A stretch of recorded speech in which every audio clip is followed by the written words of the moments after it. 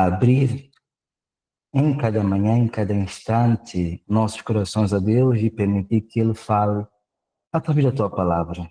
Deus tem conduzido sempre seu povo, não de maneira diferente, sempre da mesma forma, através da Sua palavra, imbuído pelo Seu Santo Espírito, porque é o Espírito Santo quem nos traz a lembrança de tudo quanto já estudamos, e é Ele quem convence-nos do pecado, da justiça e do juízo.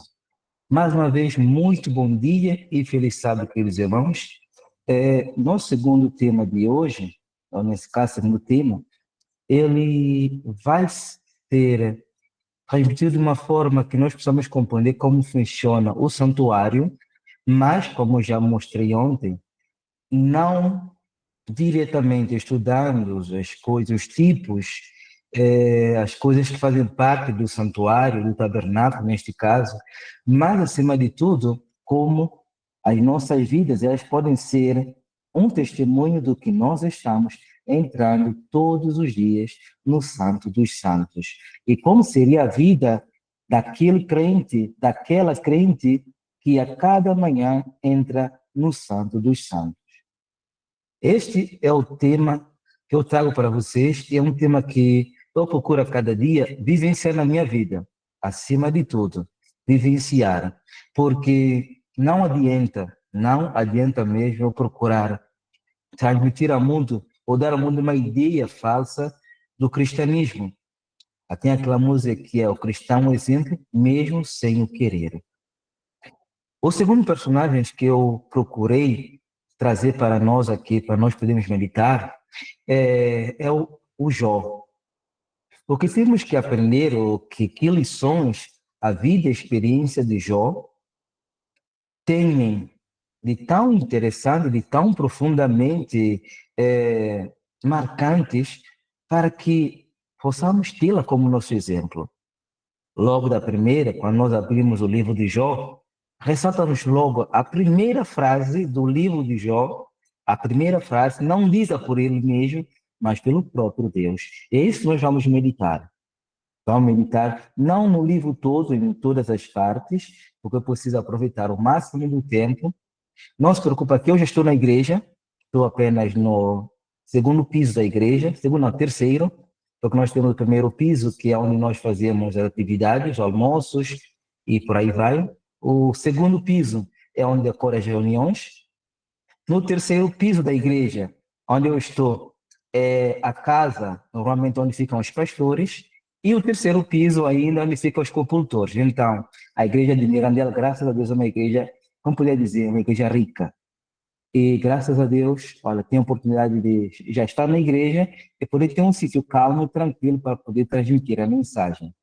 Quando quiserem visitar Portugal, estão convidados a vir a Mirandela, não somente Mirandela, todo o país, onde tem a igreja adventista, poder comungar conosco.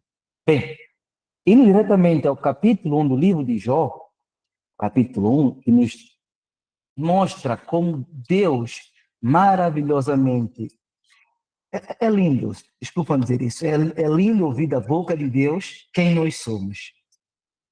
E não é alguém que não conhece as nossas debilidades. Pelo contrário, é alguém que conhece perfeitamente todos os nossos caminhos.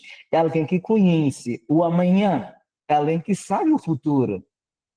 E é o próprio Deus que diz da pessoa do Jó. Isso é maravilhoso, queridos. É maravilhoso. Então, vos convido, queridos, rapidinho, vamos meditar um pouquinho sobre a experiência de Jó e ver o quanto a nossa experiência ela se parece com a experiência de Jó. O verso 1 é-nos dito o seguinte: havia um homem na terra de Uz, cujo nome era Jó. Ele era temente a Deus e desviava-se do mal. Veja como o próprio Deus descreve o Jó. Era temente a Deus, era íntegro e desviava-se do mal. Três aspectos fundamentais. Não vou falar da questão geográfica, porque isso teria que ter muito tempo para que desdobrar. Bem, Deus, ele, diante do universo, diz quem é Jó. E a pergunta que eu faço para nós: quem Deus diz que eu, Elvis, sou. Quem Deus afirma que eu sou. A irmã Rosa, a irmã Raimunda, todos quantos são aqui. Quem Deus diz que você é. Essa é a pergunta fundamental para nós compreendermos como é a minha relação com o Santo dos Santos. Como é que eu entro todos os dias no lugar santíssimo? Como é a minha visitação ali? Será que eu escuto a doce voz de Deus? Será que eu escuto a melodiosa voz de Deus, como voz de um trovão, voz de muitas águas, a dizer: olha o meu servo Elvis?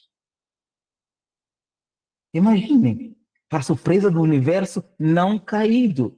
Porque Deus não está a falar para o mundo caído. Deus está falando para o mundo não caído. Olha o meu servo Jó. Ele olha para aquele que antes era perfeito em todos os seus caminhos, falando diretamente de Satanás, e diz: tu viste meu servo Jó? Isso é terrível. É da parte de Deus. Da parte de Deus, as palavras: viste meu servo Jó? Como era o Jó? Como era o seu viver? Como era seu relacionamento com os seus filhos, com sua esposa, com os seus amigos, com a sociedade? Que visão o mundo tinha de Jó? Que visão o mundo tem de nós? Que visão o nosso lar tem em relação a nós? Qual é a visão? Sabe? Deus pode olhar para nós e dizer: viste o servo Jó? É interessante que eu quero aproveitar o tempo. O verso 5, vou saltar. Diz assim no verso 5: depois de ter dito quantos filhos Jó tinha, as riquezas, tudo quanto Jó possuía, o verso 5 diz algo tremendo para os pais que me ouvem, para as mamães, porque hoje em dia existem muitas mamães que têm de ser sacerdotisas do lar, sacerdotisas, porque elas vivem sozinhas com seus filhos, ou então elas têm que apoiar o marido. Imagina que o marido não é crente, o marido não é aquele que serve a Deus fielmente quanto ela. Então ela precisa ser. Paulo diz que a mulher cristã deve o quê? Abençoar o marido, abençoar a família. Então, o marido, por sua vez, sendo cristão, ele deve abençoar a família. Ele é o sacerdote do lar. Não podemos esquecer. Pedro diz que nós somos sacerdotes reais, nação santa. Ele abrangiu, Deus abrangiu o sacerdócio não apenas aos levitas, não apenas, porque nós vemos, Jó não era levita. Jó não era levita. E simplesmente Abraão também não era. Melquisedeque também não era. Então, nós vemos que o sacerdócio não foi simplesmente para um povo ou para um grupo apenas. Deus abrangeu. Com a morte de Cristo, todos nós somos chamados, todos chamados a exercer a função sacerdotal. Entrando onde? No lugar santo e nos santos santos. E como nós sabemos que Cristo neste momento está oficiando no lugar santíssimo, então é lá onde ocorre o ofício. Eu até abrangi, até dizendo diretamente: queridos, no lugar santíssimo, o que é que nos aguarda ali? O que é que nós temos no lugar santíssimo? A arca da aliança. E dentro dela, aliás, em cima, ou poderia ser ao lado dela, temos dois querubins para mostrar o ministério dos anjos na terra, como eles ministram a terra pelo poder de Deus. E dentro nós temos a vara de Arão, as duas tábuas dos 10 mandamentos e mais, temos o maná. Não vou especificar aqui nada, porque esse é o assunto para uma outra oportunidade, se Deus assim permitir. Então, falando diretamente para sacerdotes e sacerdotisas do lar, veja o que Jó fazia. Isso é lindo, isso é tremendo. Diz assim: seria, pois, que, decorrido o turno de dias de seus banquetes, falando de quem? Dos filhos de Jó. Dos seus banquetes, não é? Veja isso, queridos. Diz assim: enviava Jó e os santificava, e se levantava de madrugada, e oferecia holocausto segundo o número de todos eles. No total eram 10 filhos. E olha mais, porque dizia no seu coração, no seu entendimento, olha o pai, olha a mãe, que vê pela salvação do seu filho. Olha o que ele diz aqui. Porventura pecaram os meus filhos e amaldiçoaram a Deus no seu coração. E pasmem, veja como termina a frase. É assim fazia Jó continuamente. Vos lembra alguma coisa que era feito continuamente? Sim, os sacrifícios da manhã e da tarde eram feitos continuamente. Aliás, tudo no templo era contínuo. Tudo. Então, entende? Não dá para a gente levantar um dia e ir embora para as nossas vidas sem entrar no lugar santíssimo, onde Cristo está oficiando o momento, aguardando a minha chegada ali, me deitando, me jogando aos seus pés. E ainda mais, queridos, queria ler algumas coisas que me marcaram muito no livro de Jó, que não posso deixar passar em branco, não é? Porque é importante que nós ressaltamos tudo quanto é importante para a nossa vida, é importante para nós mesmos. E é lógico que eu aqui não vou mencionar tudo, porque era muita coisa. Diz-nos que no decorrido de dias, de turno, aliás, no decorrido turnos de dias, eu fazia isso continuamente. Ou seja, era um pai, diz a irmã White, que não negligenciava a espiritualidade dos seus filhos. Ela nos diz no livro Educação e Orientação da Criança também, diz assim, bom seria, este trecho que eu vou ler, está no livro Review and Herald, 30 de agosto de 1881. É uma revista que ela escreve em relação à vida de Jó. É diz assim, bom seria para os pais aprenderem do homem dos uma lição de firmeza e devoção. Jó não negligenciou seu dever para com os de fora da família. Veja, vai mais além. A salvação dos outros vai muito mais além. E continua dizendo, foi beneficente. Quando nós estudamos os capítulos, desde 1 até o capítulo 42 do livro de Jó, nós vemos que Jó tinha um cuidado, não somente da sua família, também da sociedade em que ele vivia. Não negligenciava os órfãos, a viúva e outra coisa. Ele não cobiçava as jovens. Ou seja, no seu coração o adultério não passava, não fazia parte. E diz mais dele, foi beneficente, bondoso, considerado quanto aos interesses do próximo. E, ao mesmo tempo, trabalhava fervorosamente pela salvação da própria família. Muitas vezes nós damos mais atenção, principalmente os líderes da igreja, dá muita atenção à igreja, e negligencia a sua própria família. E Deus diz assim, olha, em vão vigia o sentinela, em vão vigia o pai, se Deus não estiver com ele. Se Deus não guardar a casa, em vão vigia o pai. Em vão está ali o pai. Aquele homem que não sabe gerir o seu próprio lar, como poderá gerir a casa de Deus? Como poderá? Temos lições a aprender com Jó. Temos lições a aprender com Jó. Jó santificava o seu lar. E diz-nos ainda, e nas festividades dos seus filhos e filhas, tremia, assim como vimos ontem a falar do Enoque. Enoque tremia, porque ele pensava, imagine só, eu me misturar com o povo do mundo, misturar de tal forma a ponto de eu negligenciar algum dever, a ponto de eu me desfigurar um pouco. Isso mexia com ele. E com Jó, ele tremia para que seus filhos não desagradassem a Deus. A morte diz ainda, como fiel sacerdote do lar, oferecia sacrifícios por eles individualmente. Eu não sei quantos pais estão aqui, quantos filhos estão aqui, mas eu sei que há momentos que os pais tendem a amar mais um filho do que o outro, dar mais, que eu poderia dizer ainda, dar mais atenção a um do que aos outros. Não aconteça isso conosco. Temos exemplo de Jacó para com José. Não aconteça isso, não suceda isso na nossa vida.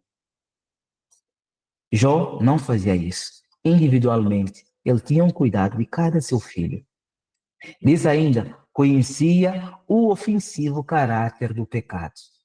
Aquele que se aproxima do templo, do tabernáculo, do santuário, vai entender que o pecado é terrível. É só nós olharmos para a cruz, porque a disposição dos utensílios dentro do templo mostram claramente uma cruz.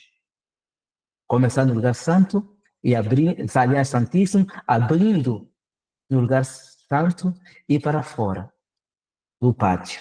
E é interessante que a disposição das coisas mostra como Cristo desceu dos santos, que é o céu, para a terra, e aqui onde ele mora. E faz o mesmo percurso para o céu. É interessante, e a vida dele testemunha um pouco, ou melhor dizendo, a vida de Cristo, a vida de Jó, testemunha como nós hoje poderemos, acima de tudo, testemunhar do amor de Deus, conhecendo, aproximando-nos cada vez mais da presença de Deus, da bondade de Deus, compreendendo que o pecado é ofensivo. O pecado, para que Deus pudesse pôr o fim, custou o seu próprio filho. A divindade quase perdeu um membro, posso assim dizer, quase perdeu um membro, porque Cristo podia simplesmente, não, esse pode ser estudo para um outro momento, Cristo poderia ceder aos caprichos do inimigo, porque tudo que Satanás procurou fazer na vida de Cristo, ou mesmo na vida de Jó, é para que eles amaldiçoassem, para que eles viessem a pecar. E a frase que Deus diz de Jó, olha o meu servo Jó, Silvia poderia ser manchada. Os anjos poderiam dizer, mas espera aí, olha o que ele fez. Olha, como é que Deus pode dizer que esse homem é temente a ele e desviava-se do mal? Olha o que ele faz. Então, Jó conhecia o caráter do pecado. E o pensamento de que seus filhos pudessem esquecer as reivindicações divinas levava-o a Deus como intercessor em favor deles. Sabe? A negligência no dever, insensata condescendência, o fracasso no restringir e corrigir as tolices da juventude dos filhos dará um resultado a infelicidade e a ruína final dos filhos, e, consequentemente, decepção e angústia para os pais. Aquele que não castiga, não corrige os filhos, não serve para ser pai. Sabe? A vida de Jó é marcada por fidelidade, felicidade e amor. E a serva do Senhor diz assim de Jó: a felicidade e o amor, unidos à sabedoria e à firmeza em harmonia com a palavra de Deus, trarão felicidade nesta vida, mas não para por aqui, e na vida vindoura. Sabe, quando nós estudamos e meditamos sobre a experiência de Jó, como ele exercia a função sacerdotal, mostra perfeitamente que ele conhecia o caráter da obra ou da missão de Cristo. Ele conhecia.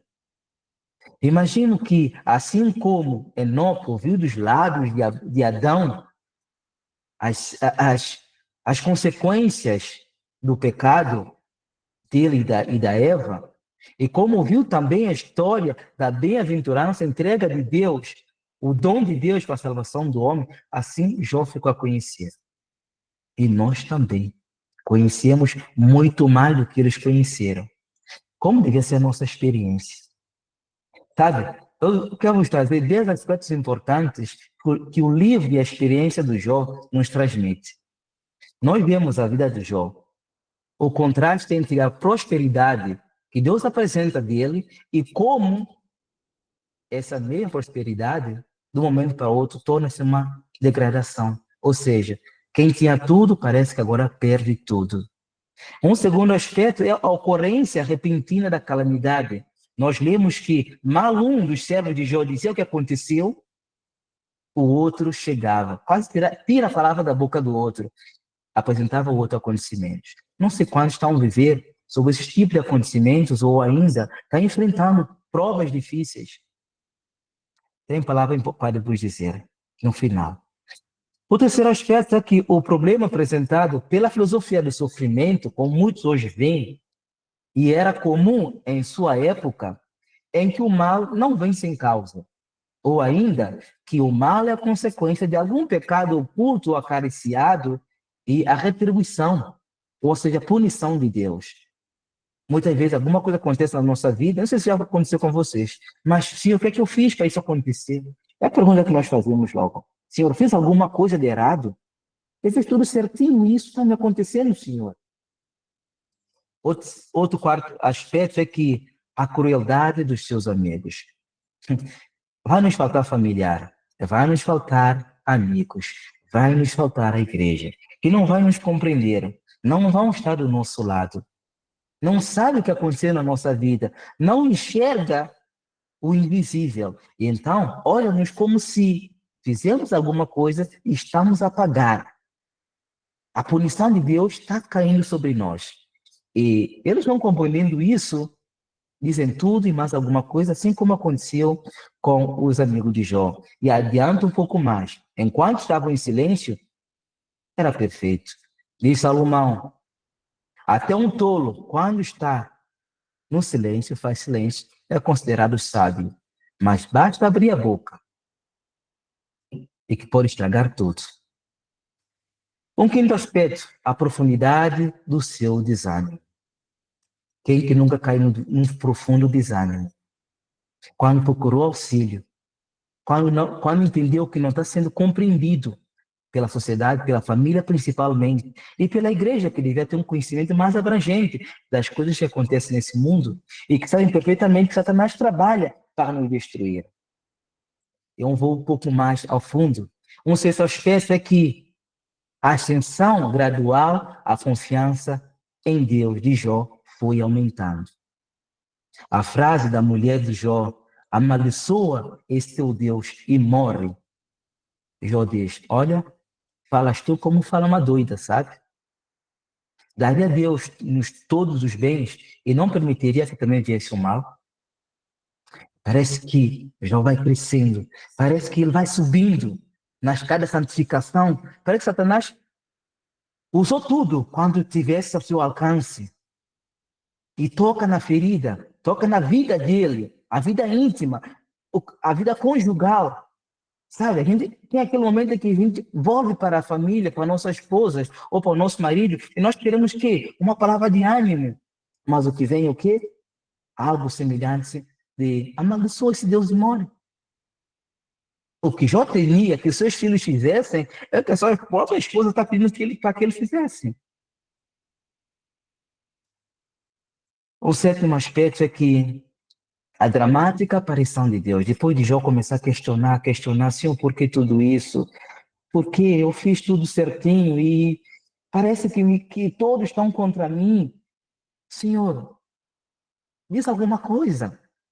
Às vezes o silêncio de Deus parece ser ensurdecedor. Parece que não cabe em nossa mente. É nesse momento que Deus está olhando para nós e os anjos de Deus estão ali, apoiando-nos. Se houve uma mão invisível que permitiu Jó não amaldiçoar Deus, essa mão invisível é a mão invisível dos santos anjos. Nós vimos isso ontem a falar sobre Enoque. Quando Deus vê que nós já esgotamos toda a nossa força, toda a nossa possibilidade de manter firme, de fazer aquela entrega, de permanecer firme no Santo dos Santos, ele envia os seus santos anjos. Lembra de Jesus? Quando Jesus foi 3 vezes ver, então, eu pedi para que vocês vigiassem 1 hora, e nem 1 hora vocês puderam vigiar comigo, velar comigo, orar comigo. Deus envia Gabriel. Exatamente. Deus envia Gabriel na hora que faltou apoio humano. Deus envia os seus santos anjos. Sabe? Mas o oitavo ponto, ele é interessante, porque vai falar sobre o arrependimento de Jó. O homem não, a Bíblia não apresenta o momento em que Jó pecou com os seus lábios, não mostra em momento nenhum. Às vezes que ele desviava-se do mal, mas ainda assim, depois de Jó, de Deus começar a falar com Jó, fazer aquelas questões que para nós são absurdas. Deus simplesmente leva Jó a um ápice de arrependimento. Porque arrependimento, segundo o Espírito, gera salvação, sabe? Um nono aspecto aqui, Deus humilha aqueles que, no momento de aflição, poderia apoiar o seu amigo Jó, não é? Esses amigos dele, que no momento estava quieto, mas começou a, ó Jó, o sofrimento não vem sem causa, Jó. Você sabe perfeitamente que a lepra só vem alguém, porque se alguém pecou, tem um pecado oculto, sabe? E eles começam a colocar peso na mente do Jó, peso e mais peso de culpa. Mas agora Deus retribui a seus amigos e Jó ora por eles. Nós podemos ver isso no capítulo 42 do livro de Jó. Jó ora pelos seus amigos para que Deus possa abençoá-los. E o 10º aspecto é a restauração. Deus retribui ao Jó. É claro que a gente diz, mas filho a filho, perdendo um, como é que retribui? Não, um filho não é igual a outro filho. Isso é verdade. Mas Deus diz que ele retribui. Mas mais do que isso, nós sabemos que nos novos céus, na nova terra, ele terá todos os seus filhos. Sabe, existem frases que marcaram a vida de Jó, que a mim me marcou. O capítulo 19, não é? Por exemplo, ele marca muito. Chega ao ápice de Jó dizer aquelas palavras, não é? Quero ler convosco, Jó capítulo 19, 25. Jó 19, 25. Eu acho lindo esse texto, muito lindo, muito lindo. Ele diz assim, porque eu sei, veja, alguém em sofrimento, alguém que o pecado parece estar batendo na porta, Satanás está jogando todo o empecilho. Porque Tiago diz no capítulo 1, verso 2 e 3, meus irmãos, tenham grande gozo quando caíres em várias tentações ou provações, sabendo que a prova da vossa fé opera a paciência.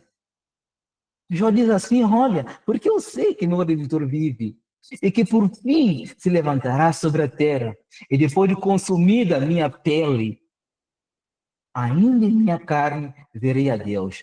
Olha como ele descreve, como ele vê a Deus. Vê-lo por mim mesmo, e os meus olhos, e não os dos outros, o verão. E por isso os meus rins se consomem dentro de mim.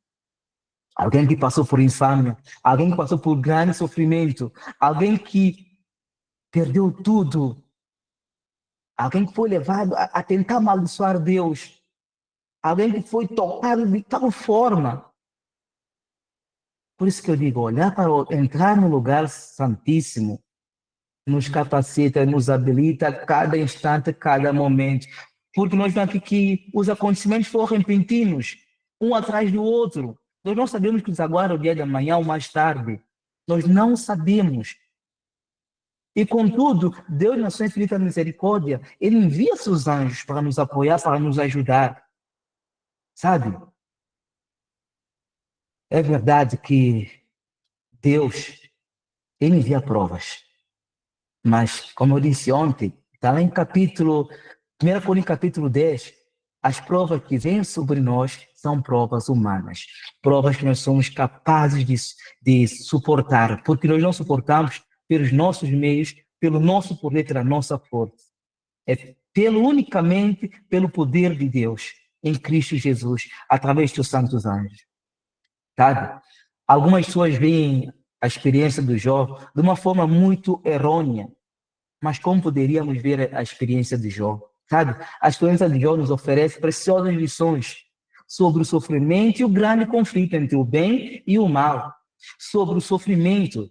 E a primeira lição é que, nesta vida, nem sempre colhemos o que semeamos. Pode ser a escolha dos outros, decisão dos outros. Quando as pessoas sofreram acidentes por descuido de alguém que veio no telemóvel, a mexer no telemóvel, ou de um embriagado, ou alguém que via brigando com alguém dentro do carro, não se apercebeu e acabou destruindo a vida do outro, nem sempre colhemos o que nós semeamos. E depois ainda, conforme Gálatas 6, verso 7, a lei da colheita é certa no que diz respeito ao nosso destino eterno. Mas nem sempre é tão precisa em relação ao presente. Sabe, Jó serve de exemplo. Porque quando nós estudamos a história de Jó, a gente pergunta de onde veio Jó? Quem são os seus pais? E depois, onde está a comunidade dos seus filhos? Da sua vida? Parece que é um personagem que apareceu e sucumbiu, sumiu do mapa. É que nem Melquisedeque, a mesma coisa. Então, são personagens que vêm para marcar algo que nós hoje precisamos de compreender. Apesar de semeado apenas o bem, de ele ter semeado o bem, sabe? Podemos ver isso em Jó capítulo 29, e não somente, ele recebeu as maiores desgraças durante a sua fase, a sua vida. E isso marcou Jó. E ainda, algumas vezes, a explicação para o sofrimento parece não estar no passado, ou seja, nas causas. Não é? Porque nós devemos ver as coisas de causas para o efeito, não o efeito para a causa. Ou seja, no presente, nem no presente. Por quê? Na situação em que enfrentamos, muitas das vezes, nada tem a ver com o que houve no passado.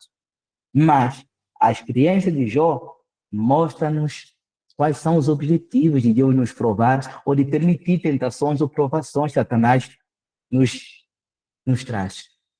Sabe? O sofrimento nem sempre ele é punitivo ou então corretivo. Dá para ver aqui em relação a Jó.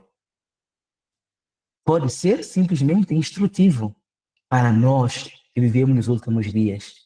Desse modo, a permissão divina para que Jó fosse afligido não tinha como objetivo puni-lo nem levá-lo ao arrependimento, pois Deus mesmo havia declarado que ele era o quê?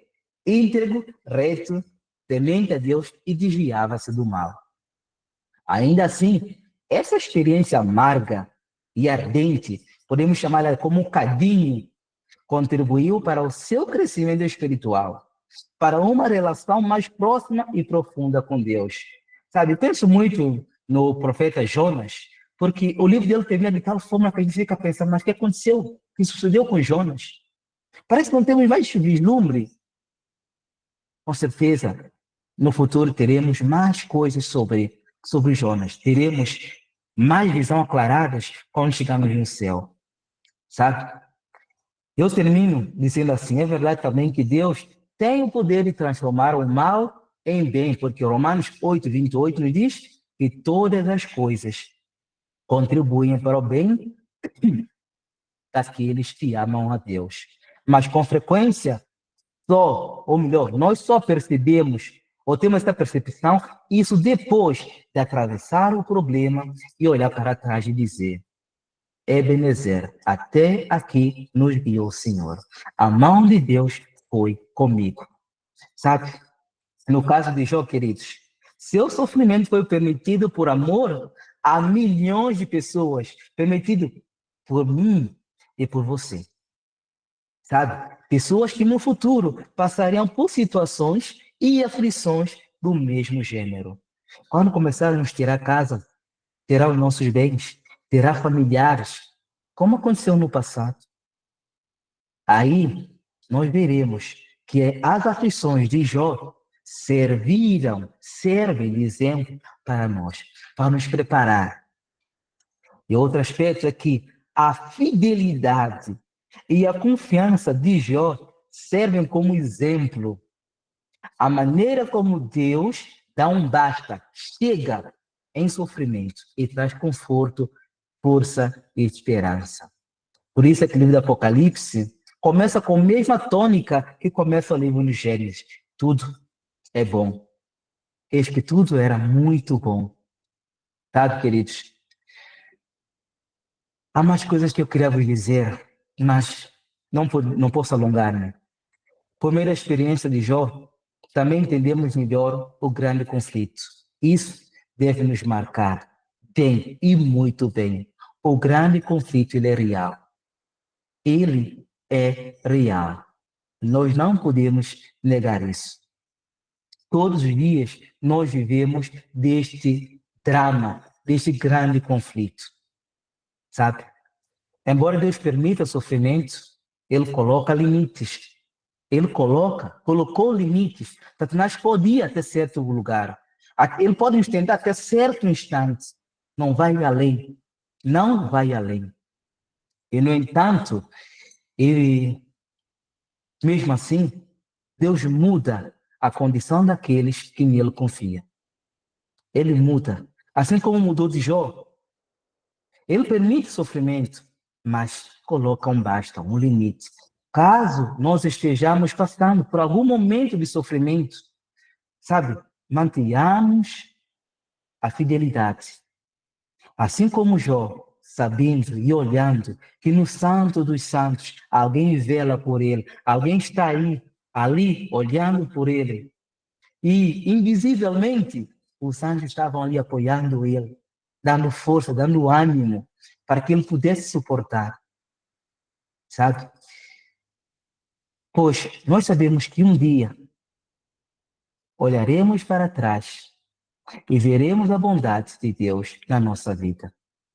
Porque Deus limpará dos nossos olhos toda lágrima, e não haverá mais morte, nem pranto, nem clamor, nem dor. Por quê? Porque já essas primeiras coisas são passadas. O pecado e o pecador já não mais existem. O pecado e o tentador já não mais existem. Queridos, nós precisamos, e como Jó dizer, e termino com essa frase, porque eu sei que no Redentor vive.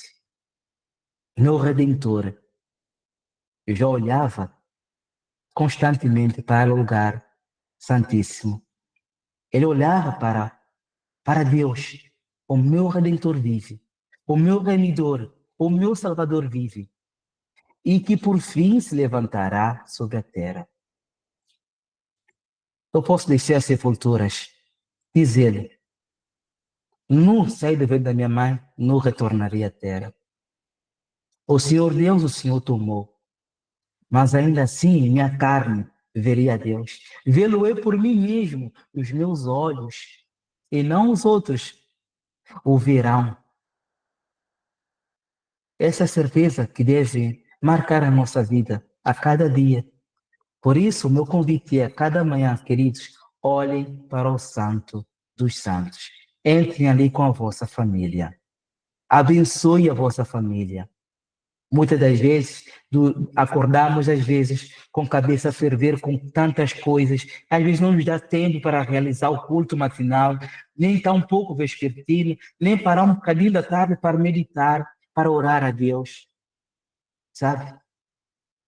Mas, lembre-se, como Jó, também nós podemos ter a aprovação de Deus diante do universo e ouvir da boca, dos lábios do próprio Deus, veja aí o meu servo, a minha serva. Que Deus nos abençoe, nos conceda um bom sábado. Que Deus nos abençoe, queridos. Faça a oração final para nós, irmão. Sim, sim. Assim oremos. Bondoso eterno Deus e Pai, Senhor, como podemos ser felizes e agradecidos e cheios de graça e de esperança e de bondade por saber que o Senhor é o nosso Redentor. O Senhor vive e intercede por nós. O Senhor está no lugar onde deve estar, no lugar santíssimo. Onde os sacerdotes, aliás, um sacerdote só podia entrar uma vez por ano, mas sim tudo uma vez só, para interceder, para nos auxiliar, para nos exaltar. Ó Pai, obrigado pela bondade e pela misericórdia. Muito obrigado, porque se alongando para conosco. Não querendo que nenhum de nós aqui, nem nossos familiares, e nenhum ser humano se perca, a não ser que todos venham a arrependimento. Porque o Senhor não tem prazer na morte do ímpio, mas eu tenho prazer para que o ímpio se arrependa dos seus maus caminhos. Obrigado, Deus, pela mensagem, pela experiência da vida de Jó, que convida-nos a seguir também.